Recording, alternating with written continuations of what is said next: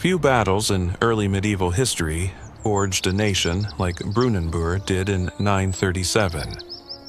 We often hear it reduced to a single dramatic clash. One king against a coalition of invaders, swords clashing. A victory for the English. The reality was far more layered and more precarious.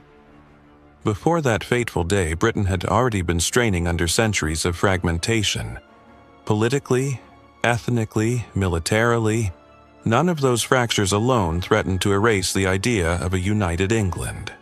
It was their convergence, in the form of a massive alliance, that pushed everything to the breaking point. Once the old patchwork order felt truly endangered, restraint collapsed. War became the only language left. Desperate attempts to preserve regional power only accelerated the shift towards something new. In the end, order returned, but it returned transformed. And that transformation didn't fade with the corpses on the field. Its patterns migrated forward into the shape of medieval kingdoms, national identity, and the stubborn idea that unity can outlast division. What you're about to step into isn't just another forgotten fight. It's the moment when England stopped being a possibility and started being inevitable. Picture Britain after the Romans left, a mosaic of small kingdoms. Anglo-Saxon realms in the south, Scandinavian-controlled zones in the north and east, Celtic holdouts in the west and far north. No one ruled more than a fragment. Then Aethelstan arrives and shatters the pattern. He takes the throne in 924 and moves with ruthless speed.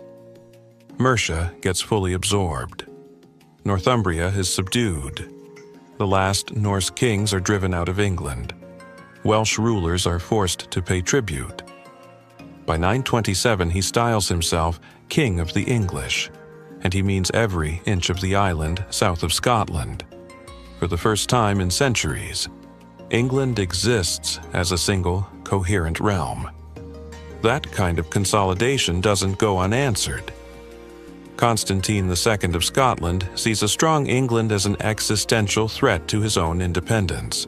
Olaf Guthfrithson, Viking King of Dublin, realizes Scandinavian dominance across the islands is slipping away.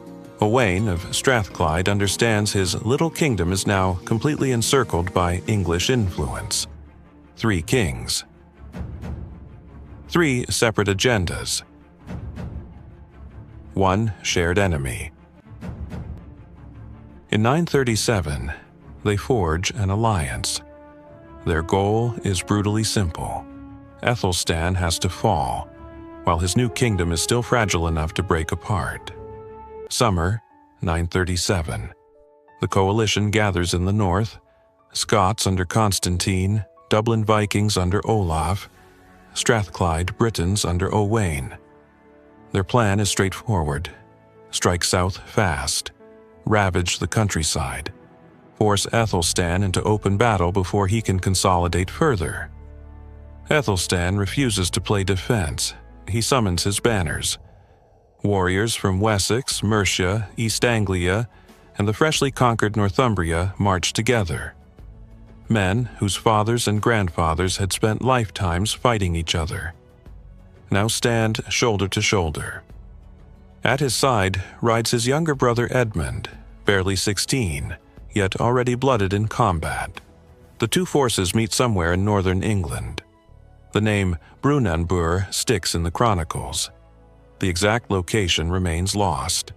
The ground is open enough for shield walls and massed formations. No clever ambushes, no flanking maneuvers. Just a head-on collision. The coalition banks on sheer numbers.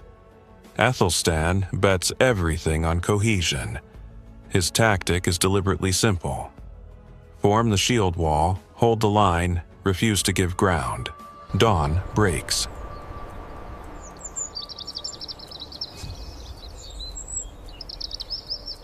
Tens of thousands face each other across the field.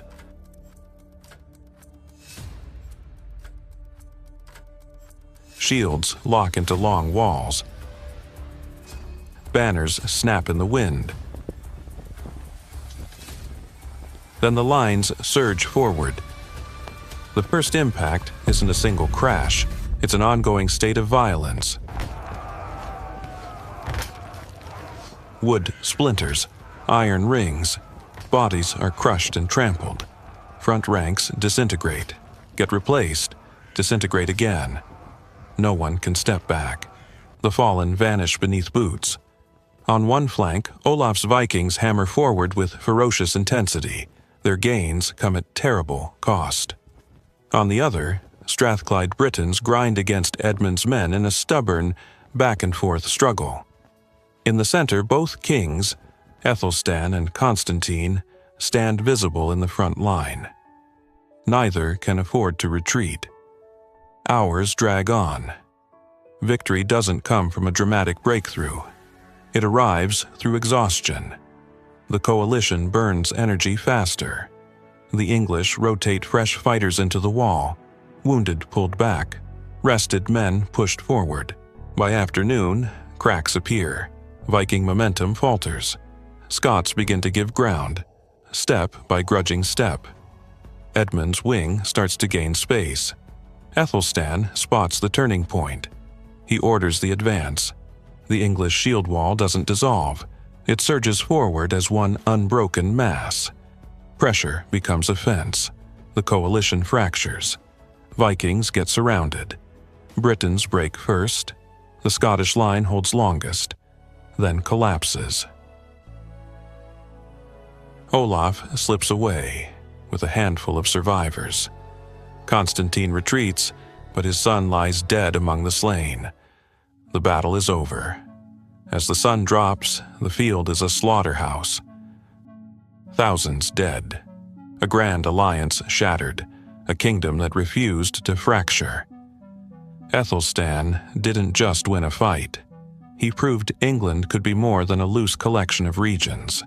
His army fought and endured as a single force. After Brunanburh, no coalition of that scale ever dared strike at the heart of England again. The Vikings lost their last realistic shot at reconquest. Scotland pulled back into its own borders. The political map of Britain shifted permanently. The battlefield's location faded into legend. Its consequences never did. In the autumn of 937, through blood, iron discipline, and sheer refusal to splinter, England chose to endure, not by negotiation, but by the raw will to hold together.